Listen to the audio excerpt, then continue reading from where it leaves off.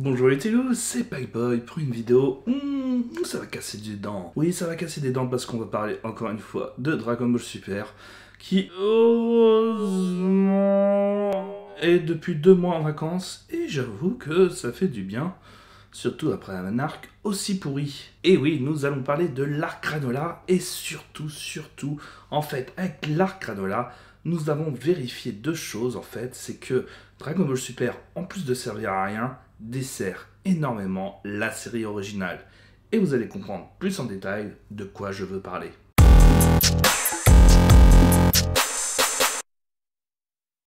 Alors j'ai pris quelques notes, donc n'hésitez pas à me dire si le fait que je sois avec un téléphone vous dérange. J'en aurais rien à foutre. Il est important de vous rappeler l'histoire de Granola. Granola, c'est l'histoire d'une race, les Tsufur, qui ont vu les Ozaru détruire justement toute leur race, et donc Granola voir sa mère être tuée par des CN. Bref, c'est une putain de vie de merde qui commence. Enfin, c'est ce qu'il croit. Il vit donc pour vouloir détruire les Saiyans, venger sa mère, venger sa race, et surtout tuer aussi Freezer qui commanditait tout cela. Pour ça, donc, 20 ans plus tard, il décide enfin d'utiliser les Dragon Ball de Moneto, qui est un Namékien avec qui il vit, et qui a survécu lui aussi donc au massacre, et décide de faire le vœu de l'homme le plus fort du monde. Donc nous allons revisiter ce scénario-là, et pour montrer à quel point donc cette histoire ne sert pratiquement à rien et est déjà du revu cette quête de vengeance, puisque tout simplement nous avons l'arc du docteur Reishi dans le jeu vidéo film de du plan d'anéantissement des Saiyans, et enfin donc on avait aussi ça dans l'arc Baby avec Dragon Ball GT. Autant dire que niveau originalité, on n'était pas trop là. C'est du vol et du plagiat. J'aime pas trop les voleurs et les fils de pute. Après, vous me direz, c'est pas très important. En plus, ils ont rajouté un petit élément que, là aussi, fait plaisir. Une sorte de granola qui ressemble un petit peu à sa quête de vengeance, un petit peu avec son caractère, à Tapion.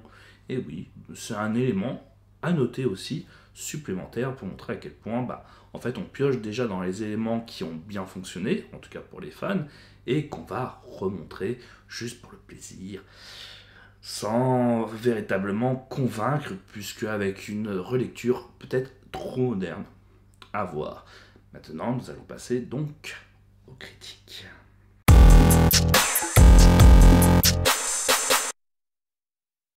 Donc on va parler des choses, de pourquoi l'arc est mauvais, et nous allons les aborder en plus avec des petits passages que je remontrerai, bien entendu, pour dynamiter un petit peu la vidéo et vous rappeler à quel point donc cela fut fastidieux.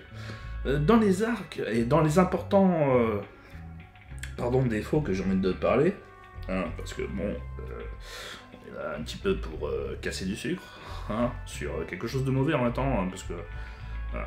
On critique Dragon Ball Super, il y en a qui défendent cette merde en plus, c'est ça qui est le pire, mais j'ai envie de dire, avant tout, ça nous fait du mal, de lire ça, parce que, comme pour reprendre Chef Otaku, et c'est vrai que c'est vraiment une métaphore qui est vraie, nous sommes véritablement dans le fun battu, parce que là actuellement, Dragon Ball Super est devenu un calvaire, en tout cas avec cet arc, l'arc Granola, et pourtant on continue à regarder, et même moi là je suis un petit peu à bout.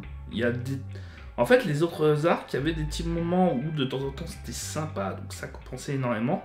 L'arc Granola ne remplit que les défauts de Dragon Ball Super, et de manière très longue. Je crois que c'est un des arcs les plus longs qui pourtant ne raconte rien. Et donc, je le répète, c'est long, ce sont des chapitres longs, inutiles et répétitifs. En gros, la structure était très simple. C'est que donc en fait on a très vite dit donc l'histoire, il faut que Granola et les deux Saiyans se battent, et à chaque chapitre donc c'était Goku et Granola qui se battent, et ensuite à la fin je termine par une transformation l'Ultra Instinct, et là cette fois-ci tu vas voir, ça va être changement. Ensuite c'était Vegeta qui affronte Granola, et il va faire l'Ultra Ego, et nouvelle transformation qui sert aussi là poliment à rien.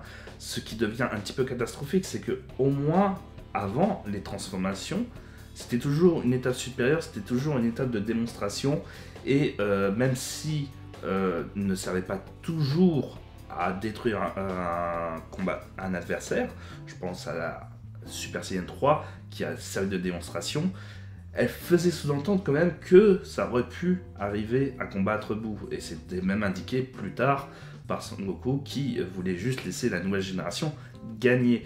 Là, pour beaucoup de transformations dans Dragon Ball Super, elles ne servent pratiquement à rien, à part l'Ultra Instinct qui est véritablement scandé comme une véritable transformation qui va permettre de battre Jiren ou Moreto. On va revenir sur par exemple le Super Saiyan Divin qui était censé faire croire que ça allait pouvoir battre Beerus, au final défaite.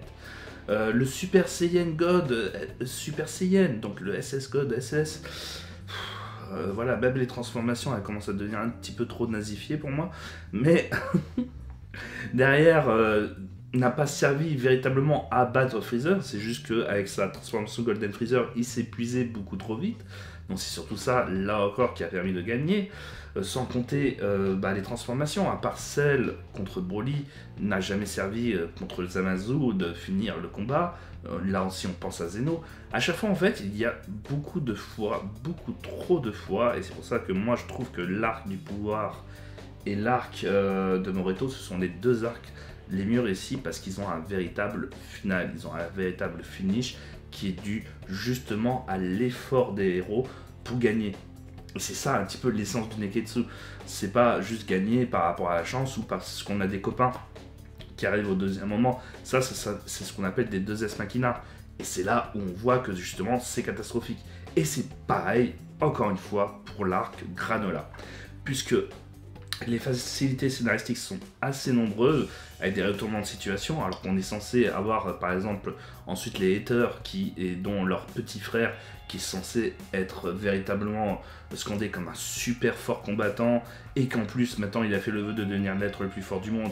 Il suffit à chaque fois donc de juste maîtriser un pouvoir qui est super fort d'un coup de Granola et de le concentrer pour réussir à le battre, il faut juste le contrôler.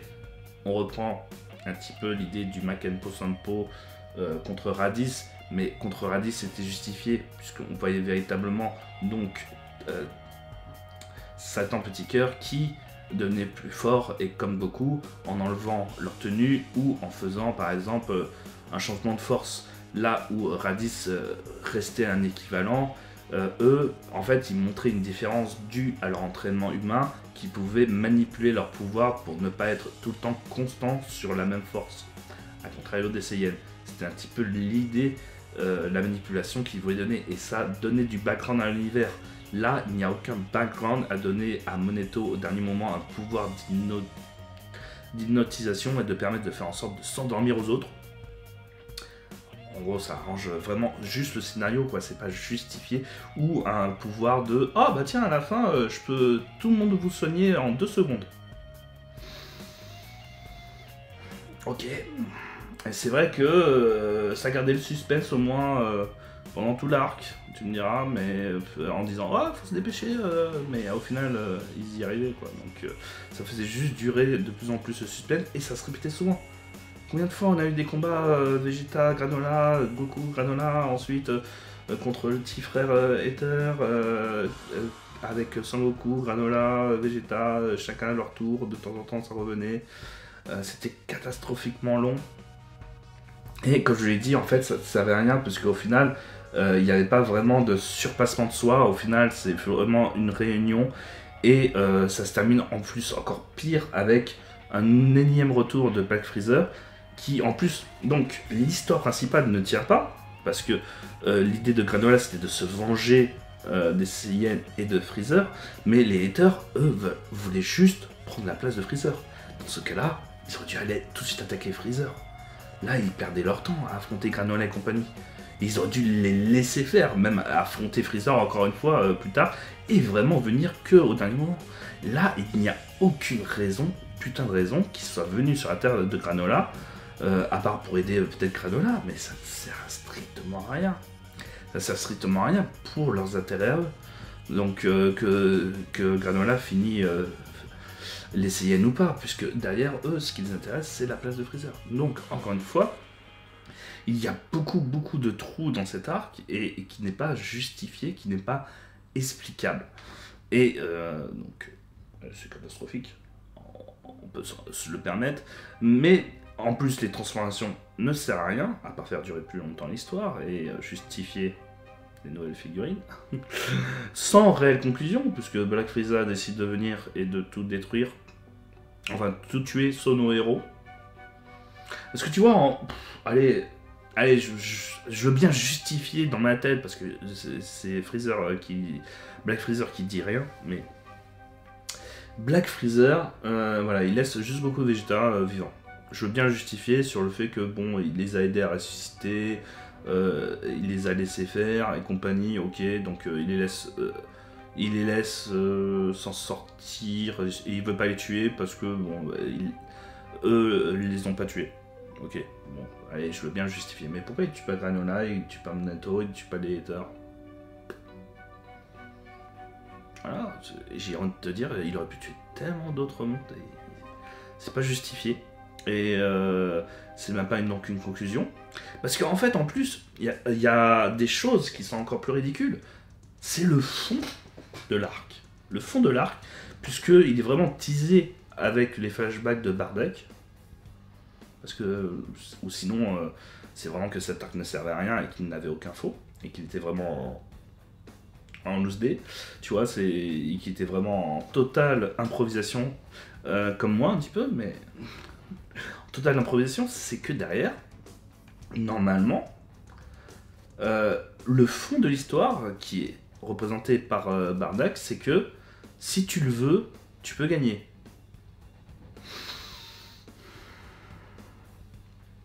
D'accord? Donc tu es en train de me dire que Goku, qui a toujours combattu pour devenir l'être le plus fort au monde, ou pour faire en sorte que justement il y a une nouvelle génération encore plus forte que lui qui a toujours pensé à la victoire, Vegeta aussi pareil, qui a la rage de vaincre, il n'est pas capable de Black Freezer. Voilà, quitte à inventer une philosophie et un message par rapport à ça, voilà, que ça soit justifié, et même, allez, on va dire, ils peuvent pas battre Black Freezer, mais parce que Black Freezer, j'ai envie de te dire, il est super fort, donc ta logique, si t'as envie, bah non, démerde-toi, on va t'entraîner, allez dégage. Voilà. Derrière, ça se confond encore plus aussi avec la conclusion passée juste avant l'arrivée de Black Freezer, c'est-à-dire qu'ils ont réussi à battre le petit frère Ether uniquement en s'alliant, et non pas en se disant qu'ils veulent juste avoir la victoire. Non. C'est juste en étant le pouvoir du collectif et de l'amitié aussi. Heureusement, non. C'est pas encore trop ça dans Dragon Ball. Mais on n'est pas là encore dans la conclusion, dans la philosophie que voulait amener Bardock. Donc là encore, et en fait, l'histoire ne veut rien dire, ou l'exprime très mal, ou, encore une fois, se contredit au beau milieu même de sa philosophie. Ou ils ont juste rajouté Bardock en fait pour rien. Et en tout cas, ça pourrit encore plus l'histoire et son fond. Là où Dragon Ball ne le cachait pas, son fond, c'est qu'il fallait toujours, dans l'idée et l'esprit des Ketsu, s'entraîner pour toujours devenir le meilleur. Donc là, moi, je suis d'accord, c'est une bonne philosophie. Voilà, et toujours se contrôler, toujours être calme et tout ça. D'ailleurs, là aussi, donc ça sera souligné tout à l'heure. Mais donc, il y a aussi les rapports de force, où en fait, on n'arrive pas à comprendre comment l'être le plus fort du monde se fait battre par Granola qui concentre son pouvoir pour le combattre. Comment ça se fait que Vegeta et Goku arrivent à survivre aussi longtemps contre l'être le plus fort alors qu'ils étaient déjà dépassés contre le second homme le plus fort, et sans compter l'effet que justement là nous avions des combats des hommes les plus forts au monde qui dépassent largement ce qu'on avait pu voir dans les précédents arcs du manga original, et pourtant on n'a pas cette impression de surpuissance. c'est vraiment catastrophique à ce niveau-là. Je trouvais déjà l'arc Moro précédent beaucoup mieux, pareil pour Jiren, avec cette destruction de ce ring qui est censé être super méga solide. Maintenant, donc, nous allons parler des défauts de Dragon Ball Super en manière générale.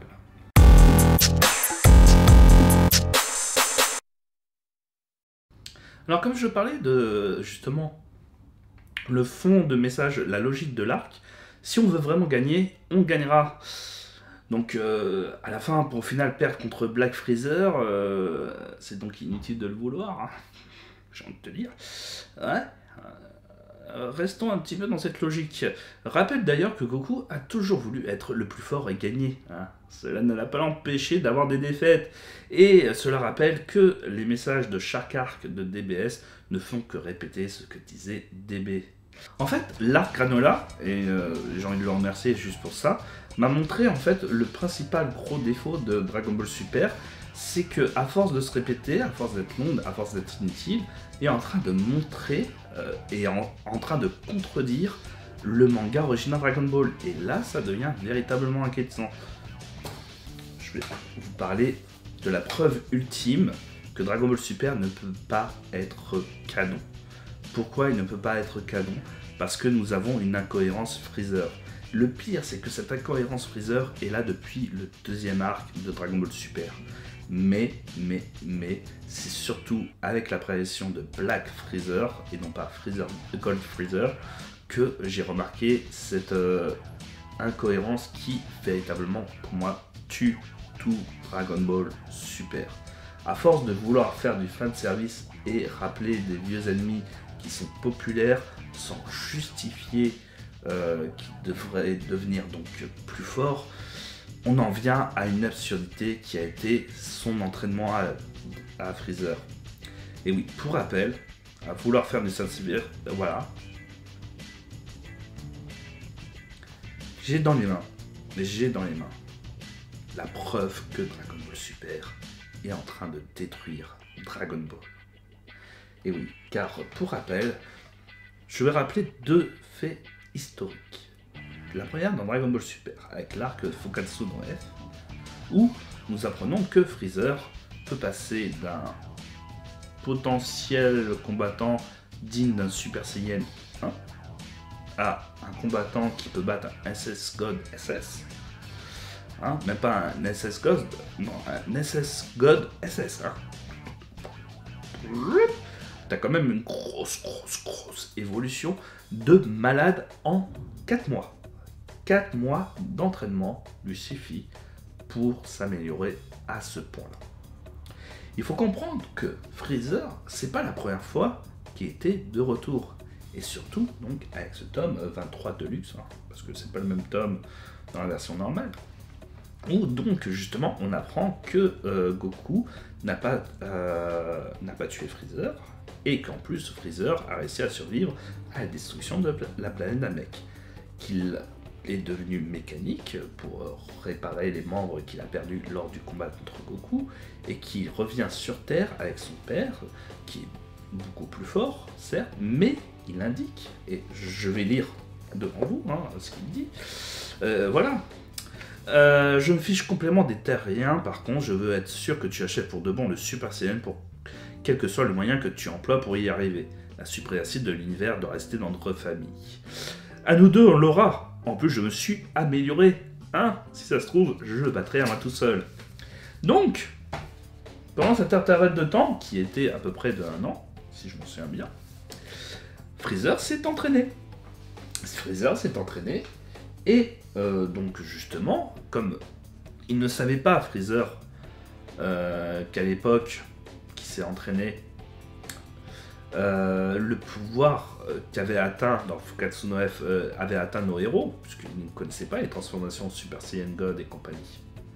Donc il s'est entraîné jusqu'à 4 mois pour devenir 10 milliards de fois plus puissant. Un petit peu comme Black Freezer. Il s'est entraîné 10 milliards de fois plus puissant.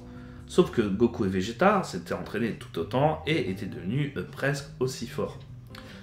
Là, il s'est entraîné et donc il voulait être vraiment sûr et certains de battre Goku, et c'est pas surentraîné. On va dire, là, dans la logique Dragon Ball, et dans la logique Neketsu, le fait que Freezer s'est entraîné, qu'il est devenu plus fort, mais qu'il se fait quand même battre par Trunk, qui est simple Super Saiyan, c'était pour évaluer le potentiel menace que serait l'après Freezer. Freezer, il était teasé déjà avec Vegeta Nappa, déjà avec pas mal d'éléments qui derrière indiquaient que c'était le summum, l'ultime combattant de Dragon Ball. Sauf que Dragon Ball donc avait encore du succès et Toriyama obligé de continuer la série. Donc dans la logique Neketsu, et pour justifier cette idée-là, on fait souvent des fois apparaître des anciens ennemis pour les faire se ridiculiser contre nos héros qui sont devenus 10 milliards de fois plus puissants, et derrière justifier que, regardez, de la part de Trunk, on avait cette information de Trunk, je suis 10 milliards de fois plus puissant que que Freezer, mais pourtant j'ai besoin de votre aide pour me sauver contre la menace cyborg. C'est donc pour insinuer et donner encore plus d'épaisseur à la prochaine menace. C'est à ça que sert souvent, en termes de narration, l'intérêt de ramener un ancien vilain pour le faire se ridiculiser. C'est pareil, même pareil pour justement souvent le numéro 2 des combattants dans les héros. C'était pour dire, le numéro 2 se fait grave défoncer, ça veut dire que donc ça va être chaud pour le numéro 1. C'est souvent à ça que sert Vegeta dans l'histoire. Mais justement, là, avec Fukatsu no F et Golden Freezer, ça se pose la question de pourquoi dans Dragon Ball, Freezer, déjà, a peur de la légende Super Saiyan, alors qu'il lui suffit juste de s'entraîner, alors qu'il en parle vraiment avec la peur au ventre. Il montre que la transformation Super Saiyan est 10 fois plus importante, 10 fois plus effrayante que déjà Beerus, parce qu'il le connaissait à l'époque, soi-disant, mais sans prendre en compte le DB Super, c'est qu'on insinuait que le Saiyan ultime, le Super Saiyan, était plus fort que les combattants de la planète Cold, là où appartient Freezer. Sinon, il n'aurait jamais eu peur. Bien entendu, insinuer aussi, je trouvais que ça pouvait être intéressant en termes de narration, par le fait que Bardock est retourné dans le passé et a battu l'ancêtre de Freezer, ce qui expliquerait la peur encore plus grande de l'ennemi Saiyan. Mais là, dans le cas de Freezer, qui, en plus dans Fukatsu no F, confirme qu'il peut devenir largement plus fort en juste 4 mois, qu'il y a un souci, une logique. En tout cas dans Dragon Ball Super, ça c'est sûr. Mais le petit souci étant, c'est que l'incohérence de logique dans Dragon Ball Super est en train d'être derrière celle qui incombe l'œuvre originale. Donc ça va être une véritable catastrophe à justifier.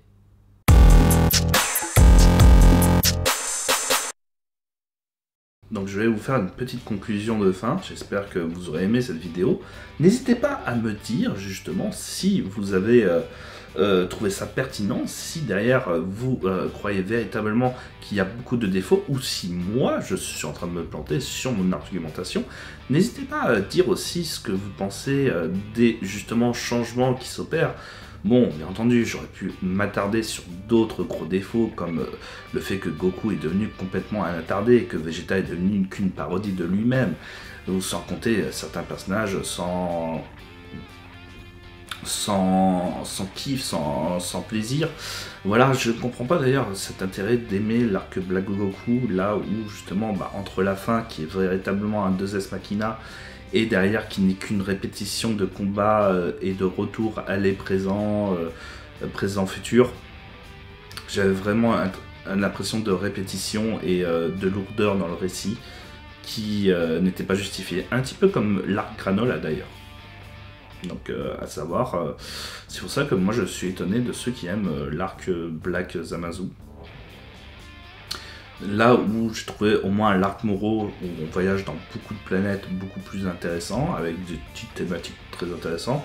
Pareil pour le tournoi du pouvoir, qui aurait pu être très très chiant, puisqu'il se passe dans un seul et même lieu, mais qui arrive à transformer véritablement, vu qu'il y a beaucoup de personnages, les intérêts et les interactions entre les personnages, qui permet d'atténuer un petit peu justement cet effet de répétition et de surplus de combat qui pourrait lasser bien évidemment. DB Super est devenu trop long, trop répétitif. Il navigue à vide et en tentant des choses qui s'approchent du fanservice dénature l'œuvre originale. Même les arcs considérés comme bons subissent cette pression, si on doit la mettre en comparaison avec l'œuvre originale surtout. Le considérer comme canon est sûrement la pire des choses à faire sur l'œuvre originale. N'hésitez pas à liker et partager si vous avez aimé cette vidéo, si vous avez aimé cette conclusion. N'hésitez pas à me dire si vous voulez que je parle de petits sujets un petit peu plus courts. Voilà, parce que je pense que cette vidéo sera peut-être un petit peu longue inutilement, puisque bon, Dragon Ball Super est très inutile aussi. Toi-même tu sais.